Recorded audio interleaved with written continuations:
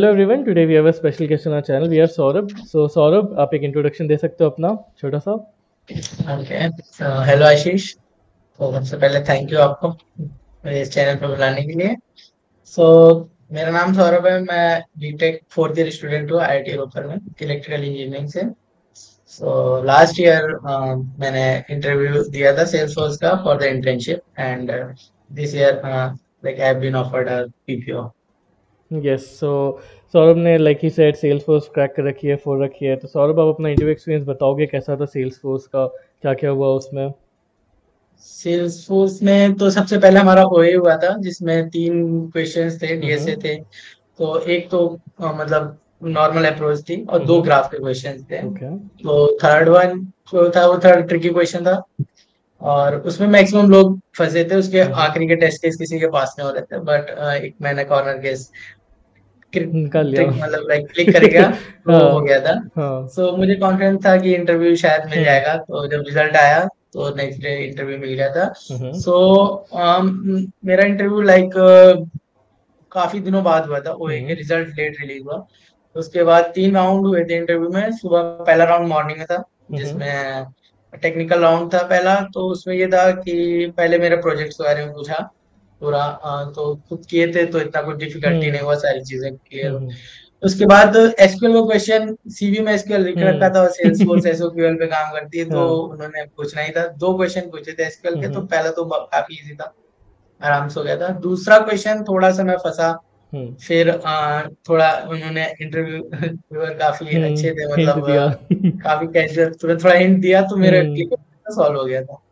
उसके बाद जो डीएसए क्वेश्चन पूछा था तो हम्म. फर्स्ट राउंड में मुझे थोड़ा टफ लगा। उसमें उन्होंने स्टैंडर्ड प्रॉब्लम है, बाद में मुझे पता चला नंबर हम्म. टू वर्ड करके लीड कोड में है। अच्छा. हाँ हाँ तो हाँ शायद हाँ. उसका डिफिकल्टी लेवल हार्ड ही हार्ड था। है. तो उस टाइम पे मेरे लिए वो फर्स्ट टाइम था क्वेश्चन। हम्म. तो मैंने स्टार्ट कर दिया लिखना। और पहली गलती ये भी थी कि उस टाइम पे मैं कोड लिख रहा था तो एक्सप्लेन नहीं करता जा रहा था। हम्म. तो नेक्स्ट हाँ. राउंड में मैंने ये चीज ठीक करी तो उसमें मेरा 5 डिजिट तक चल गया था। उसके हम्म. बाद फिर टाइम कम हो गया और हम्म. आगे मैं डिजिट स्वाइप करता रहा तो प्रॉब्लम हुई थोड़ा। तो मुझे हम्म. लगा कि शायद अब पहले राउंड से ही बाहर कर देंगे, हम्म. बट सेकंड राउंड मिल गया क्योंकि शायद उनको अप्रोच ठीक लगी थी मेरी। फिर सेकंड वाले में ये था कि पहला प्रोजेक्ट का ही पूछा उन्होंने भी पूरा। फिर एसक्यूएल के क्वेश्चन पूछे सेम। और उसके बाद उन्होंने डीएसए क्वेश्चन दिया। तो हम्म. वो मतलब उसमें एसटीएल हमें अच्छे से यूज करनी थी। हम्म. तो आके मैप वगैरह काफी था हम्म. उसमें। तो वो क्वेश्चन मैं आराम से करता हुआ जा रहा था, हर लाइन को एक्सप्लेन कर रहा था कि मैं क्यों लिख रहा हूँ। तो वो हम्म. हैप्पी थे काफी। और एट द एंड वो बोले मेरे से कि एक बार जल्दी से अप्रोच पूरी एक्सप्लेन कर दो कि ज्यादा टाइम नहीं, सो हम लोग कर नहीं सकते शायद इसको। हम्म.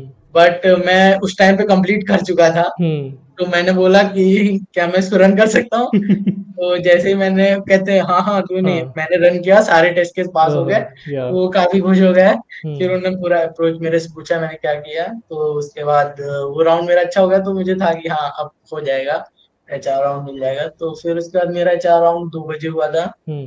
दोपहर में। वो एचआर राउंड तो काफी अच्छा हुआ मेरा, मतलब काफी कम टाइम तक चला लोगों के हम्म. कंपेरिजन, बाकियों का 40-40 मिनट चला। मेरा 25 मिनट में एचआर राउंड खत्म हो गया था। उसमें पहले तो इंट्रोडक्शन ही लिया, फिर पूछा गुड इंजीनियर्स की डेफिनेशन क्या है।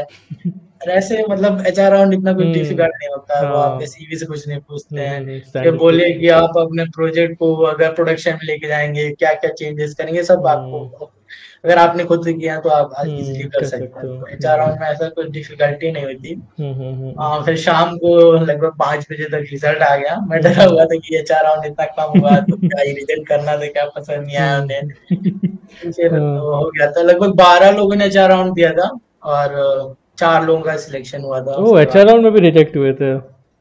हाँ, 8 लोगों का एचआर राउंड से रिजेक्ट किया था। डैम. हाँ, तो सेल्सफोर्स एक प्रोडक्ट बेस्ड कंपनी है, बढ़िया कंपनी है, तो लोगों को भी वैसी कंपनी क्रैक करनी है. तो आप क्या एडवाइस दोगे कि वो भी कैसे प्रॉब्लम सॉल्व में इम्प्रूव करे, डीएसए में इम्प्रूव करे, ताकि वो भी एक अच्छी कंपनी क्रैक कर सके, जो लोग ये वीडियोस देख रहे हैं? तो मुझे जो फायदा सबसे ज्यादा मिला मुझे लगता है कि कॉम्पिटिटिव प्रोग्रामिंग से मिला। मैं बिल्कुल एग्री करता हूँ प्रॉब्लम्स इसी अभी, चीज़ पे. क्योंकि मतलब डीएसए कर लेते हैं ठीक है अच्छा है, बट प्रॉब्लम जब क्वेश्चन आता है सामने हम सोच नहीं पाते हैं। But hmm. Competitive programming contest दे करेंगे रखे तो हैं तो. हम्म. काफी मैंने कॉन्टेस्ट दे रखे थे, like code forces code chef पे कॉन्टेस्ट में देता रहता था, तो एक हम्म प्रैक्टिस बनी हुई थी।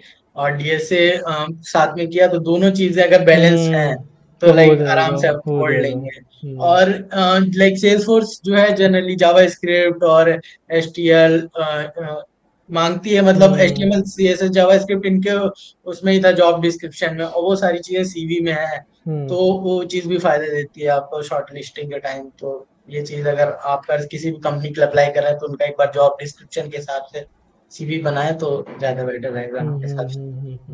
Right right right. तो क्या रेटिंग थी आपकी कोड फोर्सेस कोड शेफ पे?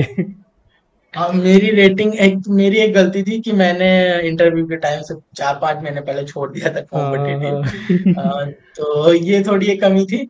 बाकी मेरी रेटिंग तो अराउंड 1400 ही पहुंची थी कोड फोर्सेस पे, कोड शेफ पे अराउंड 1800 के आसपास थी जब मैंने हम्म इंटरव्यू दिया। तो उसके बाद से मतलब मैंने थोड़ा कम कर दिया देना, हम्म। तो अराउंड वही घूम रही है अभी तो। ये बात बहुत सही कही। Like computer programming same thing मेरे केस में भी था। कॉम्प्यूटर प्रोग्रामिंग अगर कोई कर रहा है साथ में डीएसए के साथ, लोग कंफ्यूज हो जाते हैं कि सीपी करे या डीएसए करे। दे डोंट अंडरस्टैंड कि दोनों करनी है। सीपी से एक वो कोडिंग राउंड का काफ़ी इफेक्ट पड़ता है, राइट? जैसे यू साइड ना कि कोडिंग राउंड में तुम्हें क्लॉते थे जिसने you were able to clear all the test cases, तो सीपी से काफ़ी हेल्प हुई होगी इसकी, राइट? कोड फोर्सेस में भी यही हाँ, होता है, टेस्ट केस फंसा हुआ है, हो नहीं रहा है, कोड शेफ में भी वही होता है, राइट? हाँ। एक आपको टाइम लिमिट में करने की भी आदत पड़ती है आदत पड़ जाती है। कि आपको 2 घंटे में देना है, तो एक तरह से इसका भी फायदा मिला। आप नॉर्मल डीएसए करने बैठे हट गए हम्म। तो इतना प्रेशर नहीं आ पाता है, तो कॉम्पिटिटिव प्रोग्रामिंग का हम्म। फायदा जरूर मिलता है। वही अचानक से अगर कोडिंग राउंड में बैठे कंपनी के तो पैनिक नहीं होगा, क्योंकि ऑलरेडी झेल रखा है हमने हाँ कोड फोर्सेस में div one div two round, है ना? हाँ जी। Right. So I think that covers pretty much everything about Salesforce interview experience. So thank you, Saurabh, for coming on my channel and sharing your journey with me and my subscriber. I hope it will help a lot of students. So thank you. Thank you Ashish, रहने के लिए आपके channel पे।